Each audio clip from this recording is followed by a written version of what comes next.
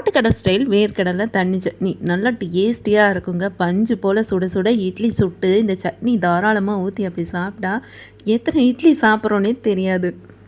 டேஸ்டியான வேர்க்கடலை தண்ணி சட்னி பண்ணுறதுக்கு அடுப்பில் கடாய் வச்சு 2 டேபிள் ஸ்பூன் எண்ணெய் சேர்த்துக்கோங்க.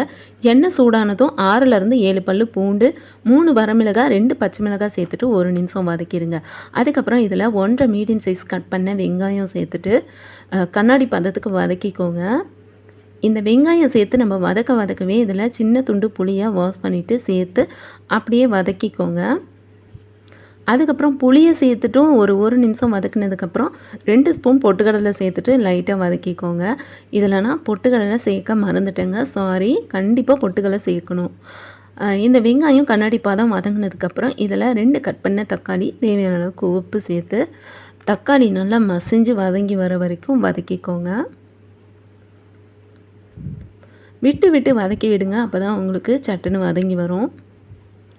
இப்போ தக்காளி நல்லா இந்த அளவுக்கு நல்லா வதங்கிடுச்சு. இது சூடு ஆற வச்சு மிக்ஸி ஜாரில் சேர்த்துட்டு இதில் ஒரு கைப்பிடி வறுத்த வேர்க்கடலை தோலை ரிமூவ் பண்ணிவிட்டு சேர்த்துக்கோங்க. ஃபஸ்ட்டு கொரகொரப்பாக அரைச்சிட்டு தண்ணி ஊற்றி விழுதாக அரைச்சிட்டு ஒரு பவுலில் மாற்றிட்டு உங்களுக்கு தண்ணி எந்த அளவுக்கு தேவையோ அந்தளவுக்கு தாராளமாக தண்ணி சேர்த்து மிக்ஸ் பண்ணிக்கோங்க.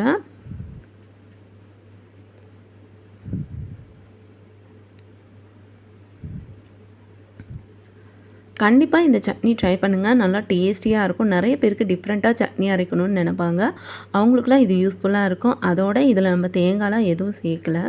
இப்போ தாளிக்கிறதுக்காக சின்ன ஒரு பேன் அடுப்பில் வச்சுட்டு 1 ஸ்பூன் எண்ணெய் ஊற்றிக்கோங்க. இதில் 1/2 ஸ்பூன் கடுகு, கடலைப்பருப்பு சேர்த்து கடுகு பொரிஞ்சதும் 1/4 டீஸ்பூன் பெருங்காயத்தூள், 1 கொத்து கருவேப்பிலை சேர்த்துட்டு தாளிப்பாக சட்னியில் சேர்த்துருங்க.